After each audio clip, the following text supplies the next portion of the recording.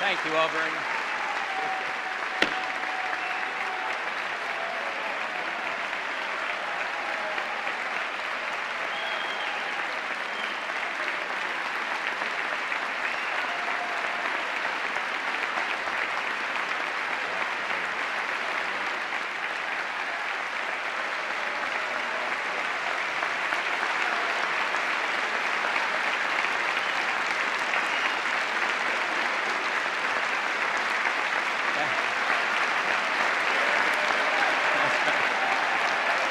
We got to go to work here.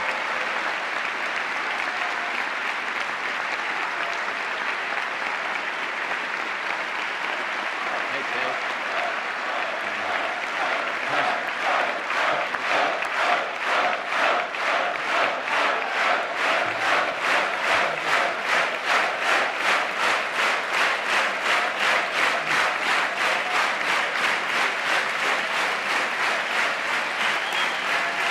I need that pretty clear.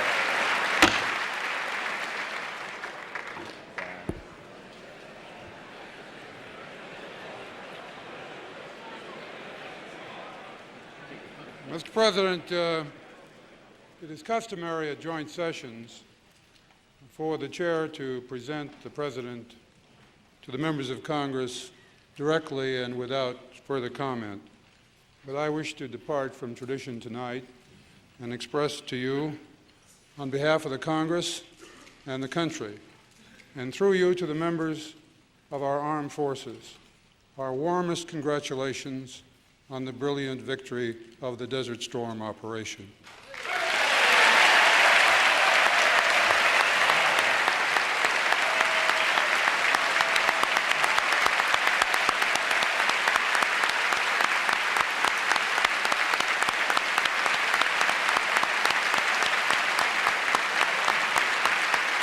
You want to take the gavel here?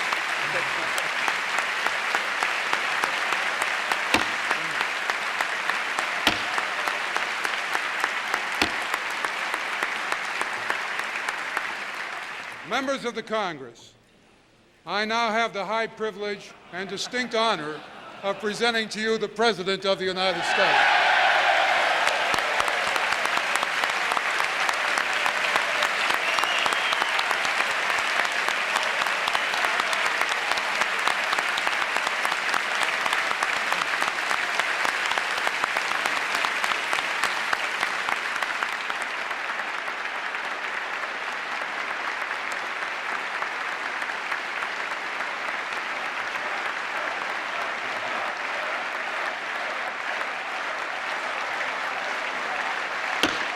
Mr. President and Mr. Speaker, thank you, sir, for those very generous words spoken from the heart about the wonderful performance of our military.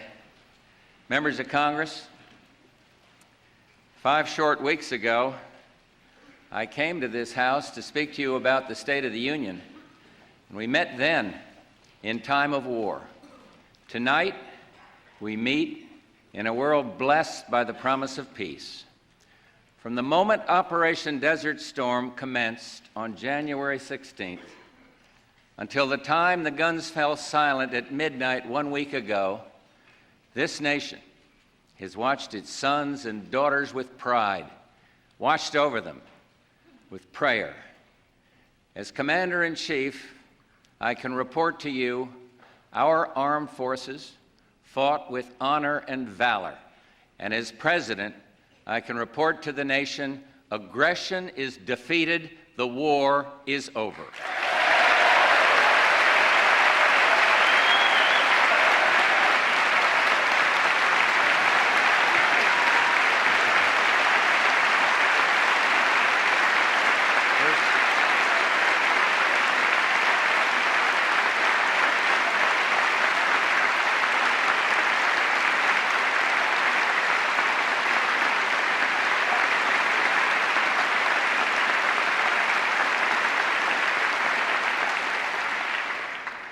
This is a victory for every country in the coalition, for the United Nations, a victory for unprecedented international cooperation and diplomacy, so well led by our Secretary of State, James Baker, it is a victory for the rule of law and for what is right.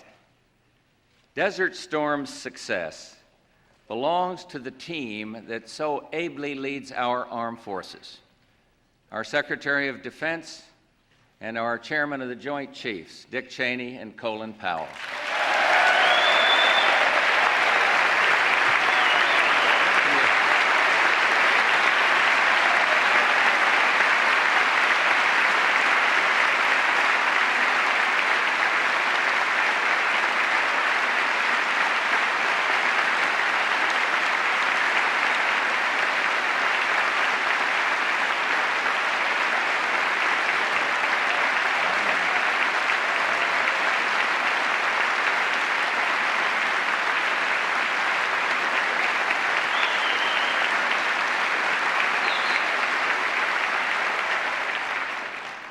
While you're standing, this military victory also belongs to the one the British call the man of the match, the Tower of Calm at the eye of Desert Storm, General Norman Schwarzkopf.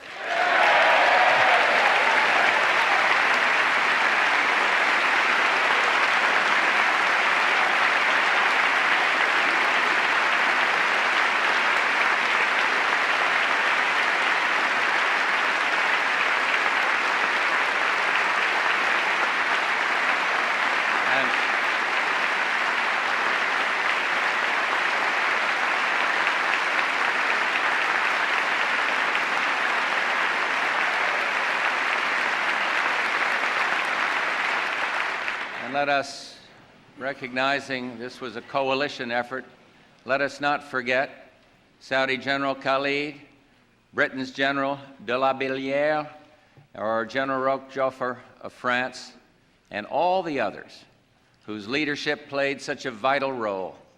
And most importantly of all those who served in the field.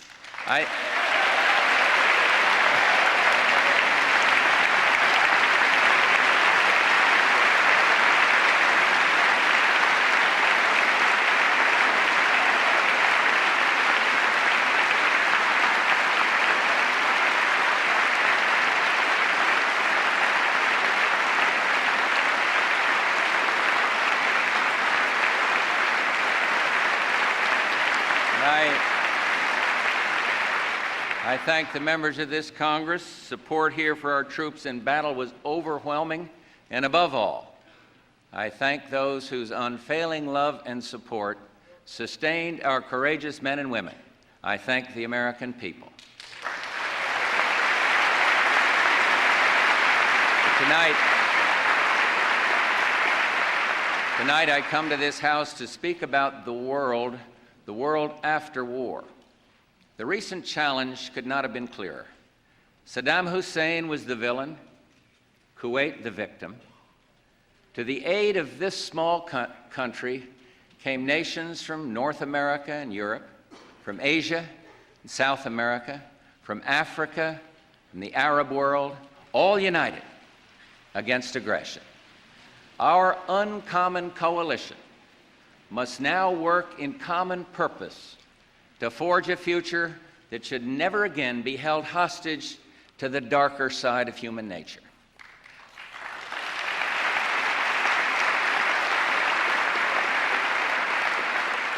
Tonight in Iraq, Saddam walks amidst ruin. His war machine is crushed. His ability to threaten mass destruction is itself destroyed. His people have been lied to, denied the truth.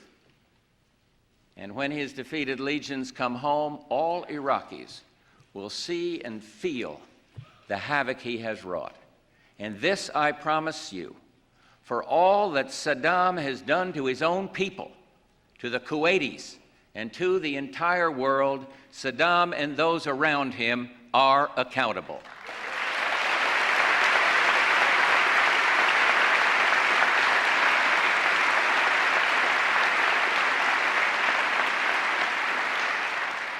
All of us grieve for the victims of war, for the people of Kuwait, and the suffering that scars the soul of that proud nation. We grieve for all our fallen soldiers and their families, for all the innocents caught up in this conflict. And yes, we grieve for the people of Iraq, a people who have never been our enemy. My hope is that one day we will once again welcome them as friends into the community of nations. Our commitment to peace in the Middle East does not end with the liberation of Kuwait. So tonight, let me outline 4 key challenges to be met. First, we must work together to create shared security arrangements in the region. Our friends and allies in the Middle East recognize that they will bear the bulk of the responsibility for regional security, but we want them to know that just as we stood with them to repel aggression, so now America stands ready to work with them to secure the peace. This does not mean stationing U.S. ground forces in the Arabian Peninsula, but it does mean American participation in joint exercises involving both air and ground forces. It means maintaining a capable U.S. naval presence in the region, just as we have for over 40 years. And let it be clear, our vital national interests depend on a stable and secure Gulf. Second, we must act to control the proliferation of weapons of mass destruction and the missiles used to deliver them. It would be tragic if the nations of the Middle East and Persian Gulf were now, in the wake of war, to embark on a new arms race. Iraq requires special vigilance. Until Iraq convinces the world of its peaceful intentions, that its leaders will not use new revenues to rearm and rebuild its menacing war machine, Iraq must not have access to the instruments of war.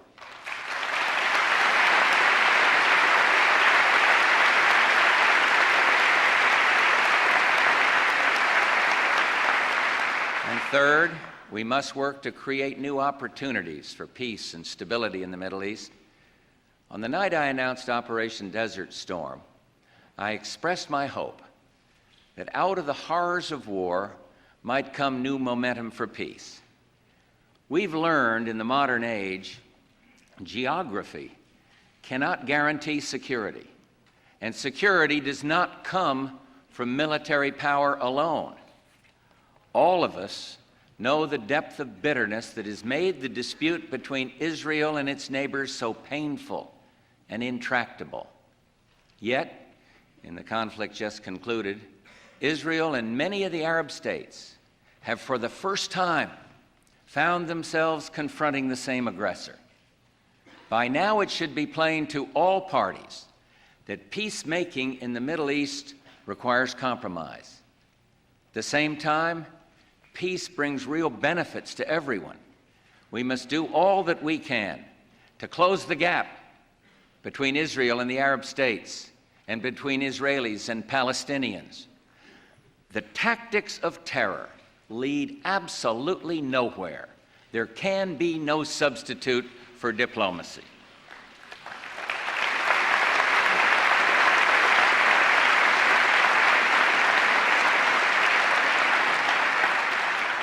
Comprehensive peace must be grounded in United Nations Security Council resolutions 242 and 338 and the principle of territory for peace.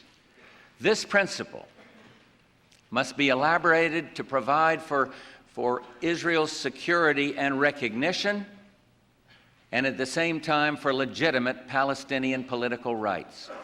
Anything else would fail the twin tests of fairness and security. The time has come to put an end to Arab-Israeli conflict.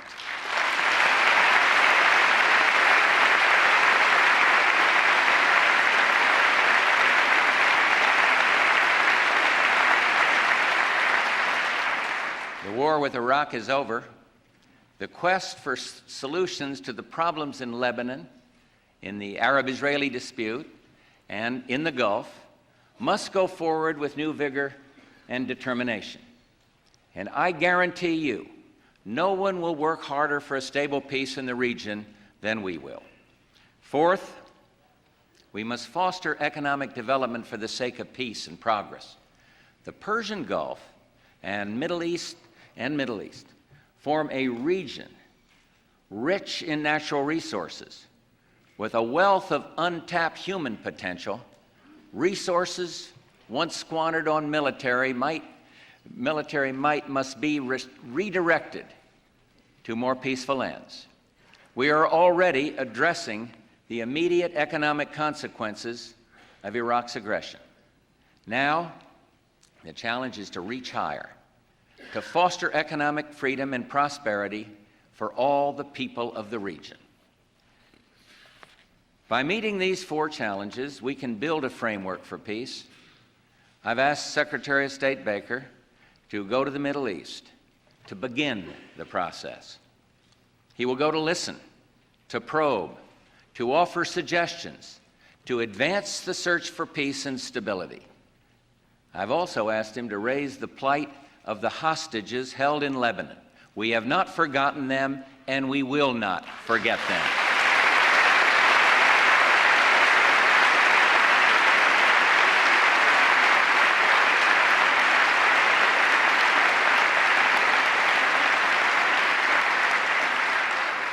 To all the challenges that confront this region of the world, there is no single solution, no solely American answer. But we can make a difference. America will work tirelessly as a catalyst for positive change. But we cannot lead a new world abroad if at home it's politics as usual on American defense and diplomacy. It's time to turn away from the temptation to protect unneeded weapons systems and obsolete bases. It's time to put an end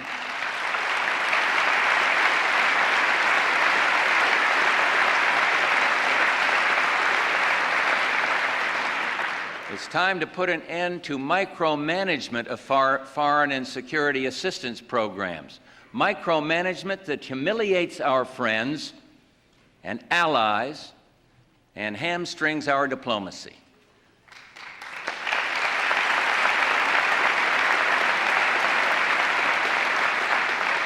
It's time to rise above the parochial and the pork barrel to do what is necessary, what's right, and what will enable this nation to play the leadership role required of us.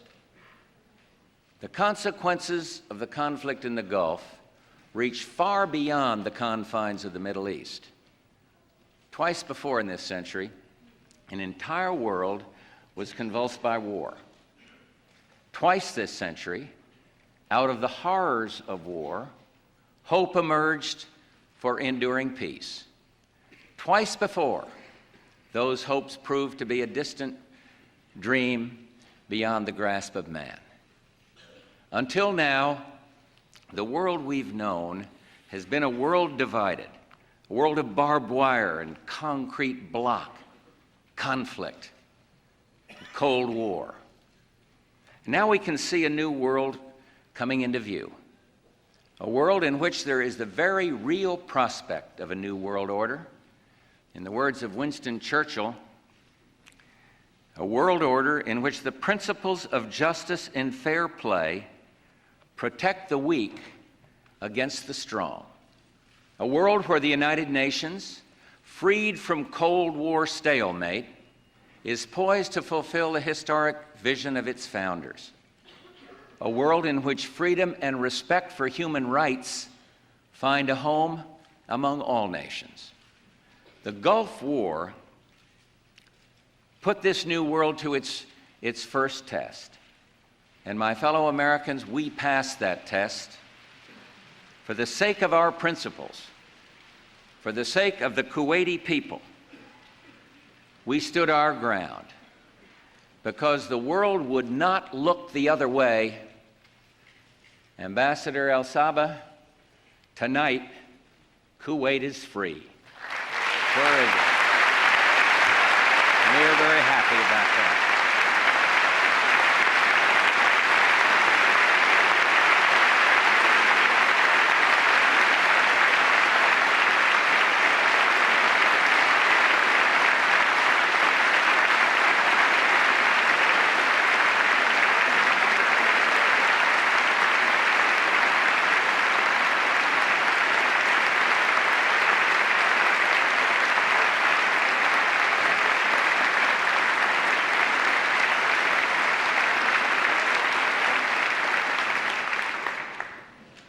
Tonight, as our troops begin to come home, let us recognize that the hard work of freedom still calls us forward. We've learned the hard lessons of history. The victory over Iraq was not waged as a war to end all wars. Even the New World Order cannot guarantee an era of perpetual peace, but enduring peace must be our mission. Our success in the Gulf will shape not only the New World Order we seek, but our mission here at home. In the war just ended, there were clear-cut objectives, timetables, and above all, an overriding imperative to achieve results. We must bring that same sense of self-discipline, that same sense of urgency to the way we meet challenges here at home. In my State of the Union address and in my budget, I defined a comprehensive agenda to prepare for the next American century. Our first priority is to get this economy rolling again. The fear and uncertainty caused by the Gulf crisis were understandable. But now that the war is over, oil prices are down, interest rates are down, and confidence is rightly coming back. Americans can move forward to lend, spend, and invest in this, the strongest economy on earth.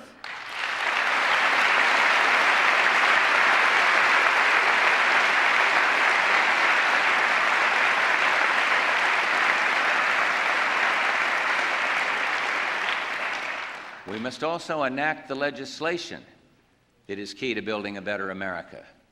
For example, in 1990, we enacted an historic Clean Air Act, and now we've proposed a national energy strategy. We passed a child care bill that put power in the hands of parents, and today we're ready to do the same thing with our schools and expand choice in education. We passed a crime bill that made a useful start in fighting crime and drugs. This year, we're sending to Congress our comprehensive crime package to finish the job. We passed the landmark Americans with Disabilities Act, and now we've sent forward our Civil Rights Bill. We also passed the Aviation Bill. This year, we've sent up our new Highway Bill. And these are just a few of our pending proposals for reform and renewal. So tonight, I call on the Congress to move forward aggressively on our domestic front. Let's begin with two initiatives we should be able to agree on quickly, transportation and crime, and let's build on success with those and enact the rest of our agenda. If our forces could win the ground war in 100 hours, then surely the Congress can pass this legislation in 100 days. Let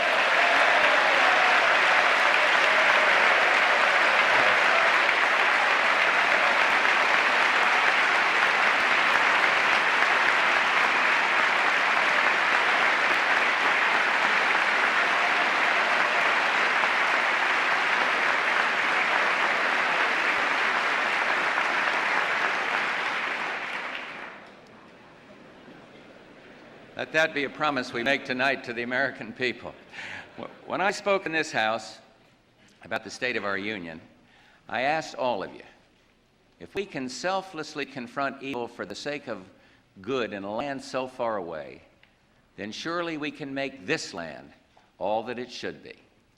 In the time since then, the brave men and women of Desert Storm accomplished more than even they may realize. They set out to confront an enemy abroad, and in the process, they transformed a nation at home. Think of the way they went about their mission, with confidence and quiet pride. Think about their sense of duty, about all they taught us, about our values, about ourselves. We hear so often about our young people in turmoil, how our children fall short, how our schools fail us, how American products and American workers are second class. Well, don't you believe it. The America we saw in Desert Storm was first-class talent, and they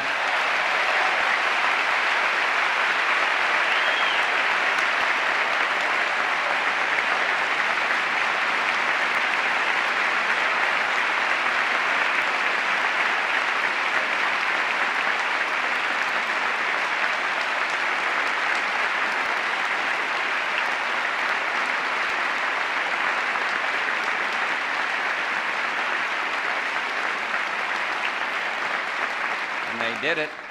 They did it using America's state-of-the-art technology. We saw the excellence embodied in the Patriot missile and the patriots who made it work. And we saw soldiers who know about honor and bravery and duty and country and the world-shaking power of these simple words. There is something noble and majestic about the pride, about the patriotism that we feel tonight. So to everyone here and everyone watching at home, think about the men and women of Desert Storm. Let us honor them with our gratitude. Let us comfort the families of the fallen and remember each precious life lost. Let us learn from them as well. Let us honor those who have served us by serving others. Let us honor them as individuals, men and women of every race, all creeds and colors, by setting the face of this nation against discrimination, bigotry, and hate. Eliminate them.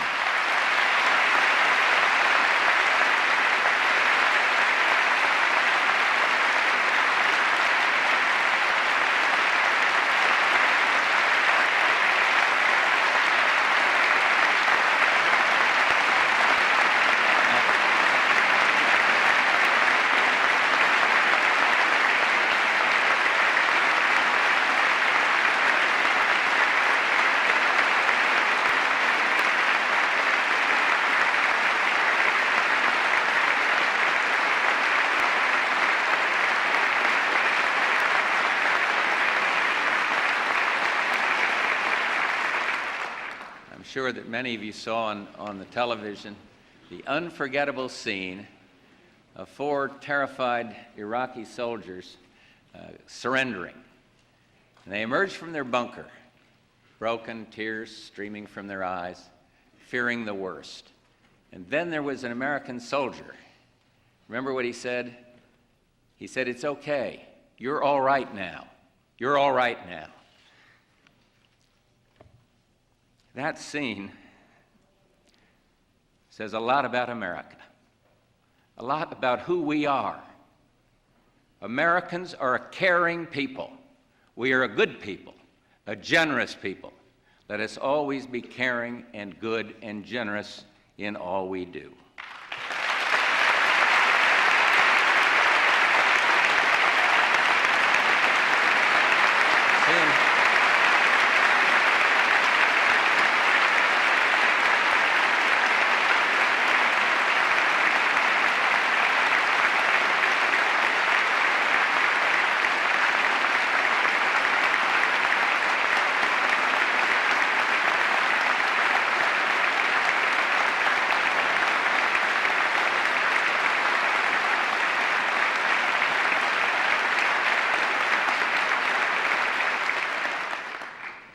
Soon, very soon, our troops will begin the march we've all been waiting for, their march home. And I have directed Secretary Cheney to begin the immediate return of American combat units from the Gulf. Less than 2 hours from now, the first plane load of American soldiers will lift off from Saudi Arabia, headed for the USA. And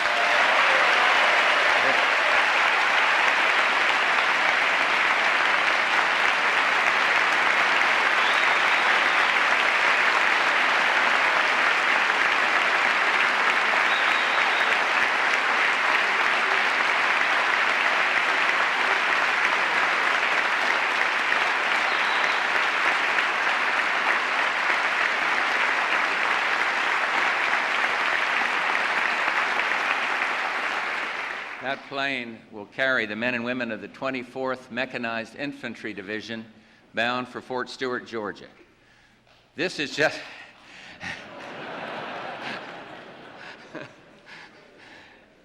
This is just the beginning of a steady flow of American troops coming home. Let their return remind us that all those who have gone before are linked with us in the long line of freedom's march.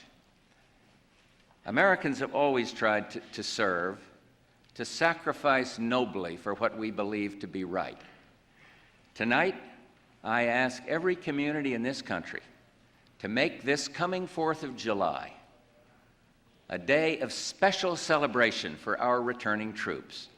They may have missed Thanksgiving and Christmas, but I can tell you this, for them and for their families, we can make this a holiday they'll never forget.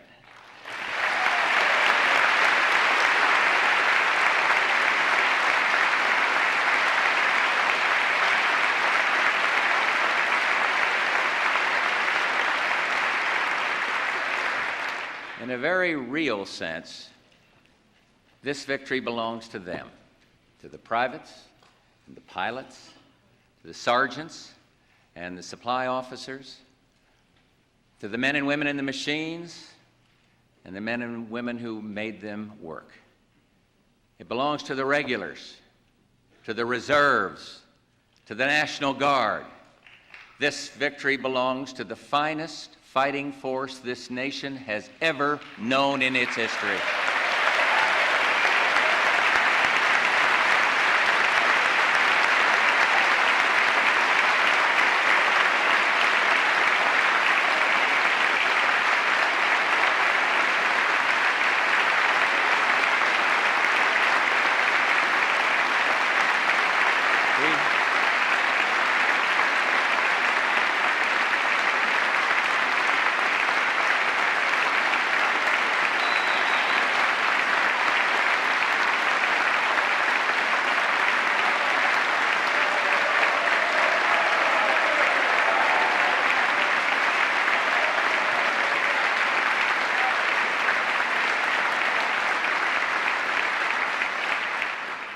We went halfway around the world to do what is moral and just and right. And we fought hard, and with others, we won the war. And we lifted the yoke of aggression and tyranny from a small country that many Americans had never even heard of. And we asked nothing in return. We're coming home now, proud, confident, heads high. There is much that we must do at home and abroad, and we will do it. We are Americans. May God bless this great nation, the United States of America. Thank you all very, very much.